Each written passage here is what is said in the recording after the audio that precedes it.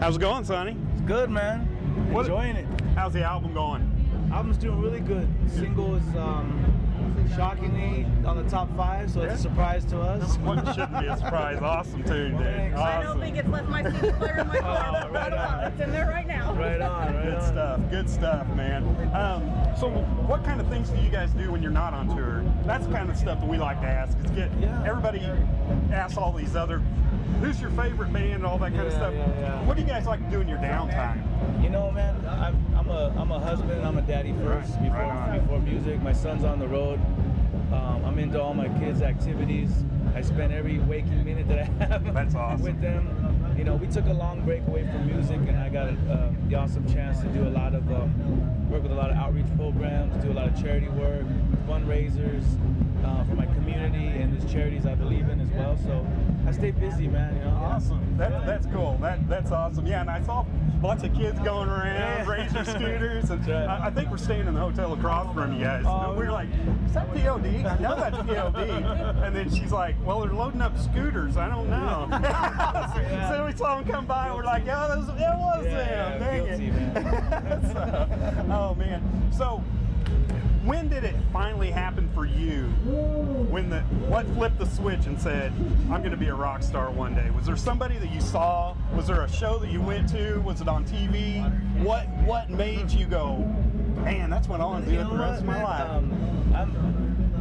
My story's boring, you know what I mean? I never said that in my life. To this day, I still don't say that. Wow. You know, I was a huge fan of music growing up, all kinds of musics, but I was actually asked to be in the band to do something different. And at the time, it was all new to me, but I was going through a transition in my own life spiritually, and just you know, trying to grow up and you know, I found my faith in God. And when the guys asked me, do you want to play in this band? We're gonna mix reggae and music, you know, and hip hop and metal. And I was like, you know what? Why not?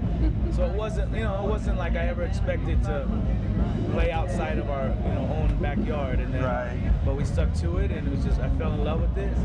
And then all of a sudden we got gigs here and there. And a couple of gigs. Yeah. 20 years later, you know. Oh man, that's awesome. Whenever you hear your song on the radio, do you still get goosebumps when you hear yourself on the radio? I do. For sure. I get a kick out of it. I think it's, again, nothing I ever expected. Yeah. But if anything, I'm just more, grateful even now hearing it 20 years later that people still want to listen to it. And so if people still want to listen to it, then we'll keep playing shows. And, How humble, man. That is awesome. I wasn't expecting all that, man. Do you think taking the break for a while has actually solidified the band? Bringing you, I mean, do you think you'd still be together if you guys hadn't taken the break and that type of thing? I think, we'll always be together. It's like we're brothers, you know what I mean? I'm called to these guys. I love them, they love me, shortcomings and all. I think what happened when, we did take the break was just that we've been doing, our music, our love for music all of a sudden became business, and we built a brand, and then it's show after show, and then it becomes no fun again. You lose the feel for it. You lose it, and it just happens. There's people walking around here, these bands, they hate each other. They don't even communicate until they jump on stage. Showtime, it's time to go. And we've never hated each other, but it's like we're all going through our own things in life that it's like sometimes you have to lay down what you love to just get focused again. I think I love with these guys in this band so much that I had to put it down personally to say, you know what, I got to go home, be with my wife, my kids, clear out the closet, what I mean, my head, just everything, because this business will eat you up.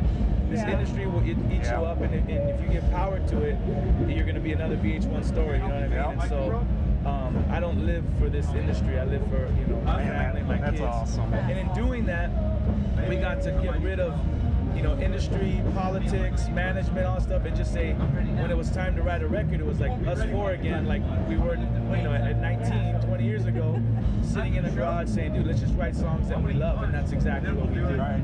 Speaking of, this is the first album that you guys have wrote all of the material on, isn't it? No, you write all your material always. on it? We're one of the only few bands that still writes their own music. I thought I'd read something somewhere that was your first one that everything was totally yours. When we had decided to do a record, because it's such industry standard, you know, management and them, they're already like, okay, cool, we're gonna team you guys up with writers, and we're like, dude, we refuse to do a record if that's the route we're going down. Okay. Refuse to do it. Kudos to that. No kidding. So, you know, I mean, all these bands, it's the same thing. Even what we do, it's like performing live is a dying art. Everybody's playing to Pro Tools. yeah. They're playing to tracks. It's like, and again, that's what we got away from. It's like, this is robotic and it's fake. Yeah. It's like these bands are selling out arenas and they suck. I mean, that's just, that's the Yeah, I truth. agree with I'm you. not saying that because I'm a hater. I just like, wow. No, I agree with But you. it's a brainwashed, you know, the fan base is brainwashed. Like, they don't know what's good. And it's like, dude, these guys don't even play their own music. Yeah, you hear it on the CD and you think that that's what it's going to sound like, and then you go and it's the auto tune. So, you know, I think we've just kind of accepted the fact that we're going to be like one of those bands that just, you know, we have a lot to do with pioneering a sound that was just underground and it was ours. Absolutely. And people can take it and do what they want with it, but for us, it's like, you know, we don't expect to sell out stadiums and arenas. It's just like, you know what, we're going to play music because people are listening and we're content with that. Man, I respect the heck out I of you, like man. it because I it's really so diverse. do. That you're mellow 1 minute, heavy the next. I listen to it in my car and I'm just, and then Then you want to headbang? All right. Well, thank you very much, Sonny. Thank you It's guys. an honor, man. yes, thank you so much. We'll be watching. All right, it's going to be fun. We'll be there. So far, it's early and it looks like a great crowd. Yes, Yeah, absolutely. yeah. Can we get a shot with you? Yeah, for sure.